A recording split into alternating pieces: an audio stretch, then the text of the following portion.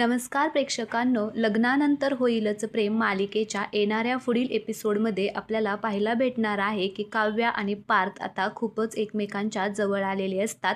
आता मानिनीच्या नाकावर टिचून काव्या आता पार्थच्या रूममध्ये गेलेली असते आणि दोघेही खूपच रोमॅन्टिक झालेले असणार आहेत। हे आपल्याला येणाऱ्या काही पुढील भागांमध्ये पाहायला भेटणार आहे। दोघांमधला दुरावा आता संपणार आहे आणि दोघेही एकमेकांच्या जवळ येणार आहेत। एकमेकांवरचं प्रेम आता ते म्हणजे सांगणार आहे दोघंही। आणि पार्थसुद्धा आता काव्याला सांगणार आहे की त्याचं खूप प्रेम आहे काव्यावरती।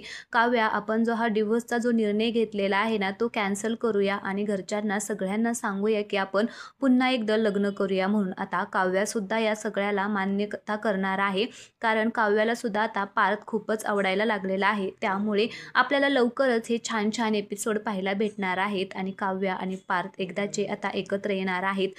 जीवा आणि नंदिनीचं सध्या थोड्या वेळ आता त्यांच्यामध्ये दुरावा दाखवला जाणार आहे, पण या दोघांच्या जोडीमध्ये आता खूपच प्रेम येणार आहे। मानिनी आता घरच्यांना सगळ्यांना सांगणार आहे की काव्याचं आधी कोणावर तरी प्रेम होतं आणि ते अजूनही चालू आहे, पण जीवा आता काव्याची बाजू घेऊन तिच्यावरती जो हा काही डाग लागलेला आहे तो दूर करणार आहे। कारण काव्य आणि जीवा दोघेही आपापल्या लाईफमध्ये आता खुश आहेत। त्यामुळे तो म्हणणार आहे, हो होतं आमचं प्रेम, पण आम्ही दोघेही आता एकमेकांपासून कायमचे दूर झालेलो आहोत। तर चॅनेलला नक्की तुम्ही सबस्क्राईब करा। धन्यवाद।